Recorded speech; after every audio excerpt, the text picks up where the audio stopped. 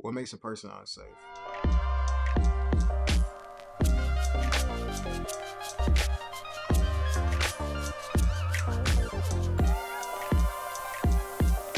Yeah, unsafe people, they're oftentimes emotional, unaware of how others may feel, so they'll probably make like a phone call just all about them, right? They'll not see how much time went by, hours went by, 30 minutes went by, and they haven't asked you one single time, how are you? That makes a person unsafe.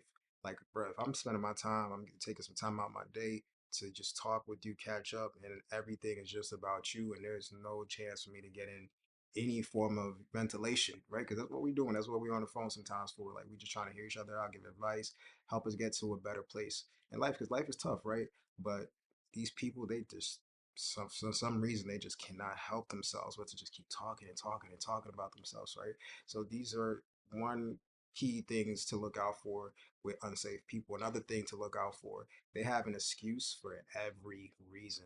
They avoid responsibility or taking the blame. So stuff like, I wouldn't have done that if you, or I'm sorry you're sensitive. I'm sorry you feel that way. Those are not even real apologies. So, for example, like if you stepped on my foot and I'm like, hey, you stepped on my foot, you're an unsafe person. If you're an unsafe person, you'd probably be like, well, your foot shouldn't have been there in the first place, or I'm sorry your foot hurts because I stepped on it. Like that's not it's just there's no responsibility. Proper response, I should say, would look something like, "Hey, I'm sorry I stepped on you. I'll definitely look out for that next time." They're taking responsibility. They're admitting the fault and they're moving forward, right? They're not sitting there trying to talk it out and hash it out with you and argue with you. That's just not safe. That's not a safe environment. Another thing, they find a problem with in every solution. So there's always a problem. Oftentimes, they're siding with what can go wrong versus what can go right.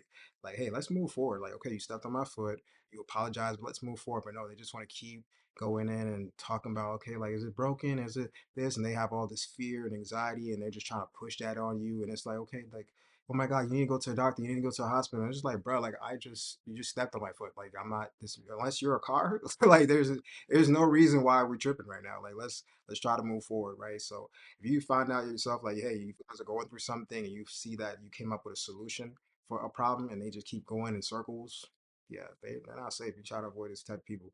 The next thing, they're always joking around. There's always a joke in everything. And usually these jokes are offensive. Like it's like, oh, you're too sensitive. Why are you so sensitive, man? She's always like that, or he's always like that. And honestly, if they're not a comedian, and even comedians know this, that there's you should always just have a joke in the chamber ready to just shoot it off on one person. Like just like they're always trying to get the center of attention from a joke. Like it's not everything is funny. Sometimes things require to be sad, and I don't mean to be morbid or anything, but like if there's a funeral, for example, you want to just take time to feel your emotions, cry it out and heal and let that energy go. You keep all that in, it's just gonna break you down and then you'll probably become a person like them. Like always joking around, always trying to find something funny. And I'm not saying at funerals you can't laugh, right? There's some good memories and there's some laughable memories that we have with some people that were so precious to us. But we have to also just make time to give people the space to grieve if that's what it requires, right? And attacking people's identity as a joke, I honestly don't even think that's funny. I don't really think it ever been funny. I mean, growing up, maybe like your mom is so fat type of jokes, stuff like that. But those aren't safe jokes. So let's try to do safer jokes for people. The next thing, their default is selfish, right? Again, we spoke about this, lacking mindfulness. They're hesitant to give tips at restaurants or pick up after themselves or think like the waiter or the waitress should do it. These are the type of things that you probably would see. They probably avoid paying tithes. You know what I'm saying? Like if you're a Christian and you're watching this and you see somebody that just they're passionate about not paying tithes, I would definitely be careful and find out what's their issue, like what problem they have with that. Another thing to look out for, they're easily offended, angry, upset. Everything is always about them or how people, make treat them or make them feel. They think the world is against them. I mean, that people are always looking at them. So, for example, me and my wife, we recently, if you're in Canada, shout outs to Bloomer's Donuts. We recently ate from Bloomer's Donuts.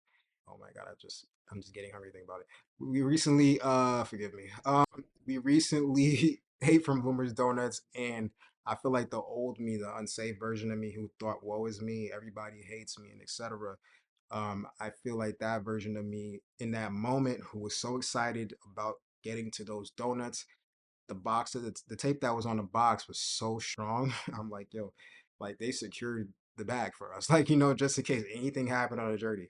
And so I was getting irritated. I'm like, man, I've been waiting for these carrot cake donuts for a minute. So I'm peeling at it and everything. And I could have easily just been like, you know what?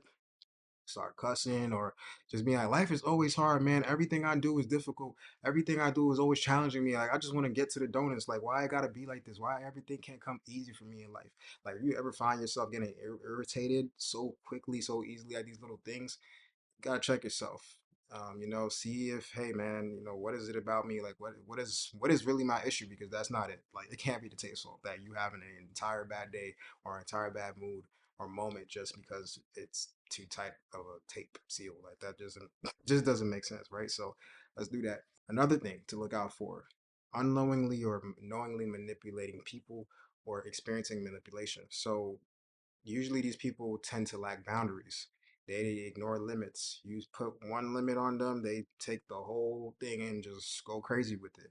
So think, they think that you should always be available when they are.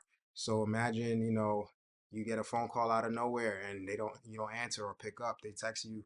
It's so offended. Or if they're asking for a favor, they'll be like, you know what, never mind, I'll just do it myself, try to guilt trip you, type of thing. And it's just, yeah, man, like, listen, if somebody can't take the time out to respect your time and say, hey, are you available real quick, can I talk to you real quick, I have a question, or hey, can you do me a favor, and they like give you an opportunity to say yes or no or to figure that out. But if they just quickly be like, not respecting any of that and trying to guilt trip you, twist things on you, yeah, man, avoid these people. And if you're that type of person, work on it. Like try to dig deep to see why you like to be so controlling or controlling on these things, and why you like to just get into people's personal space. Like, I'm pretty sure you don't even like that. You know what I'm saying? So I think that's it right now. That's all the tips I got. So let's move on to the next video, and I'll see you soon. Peace.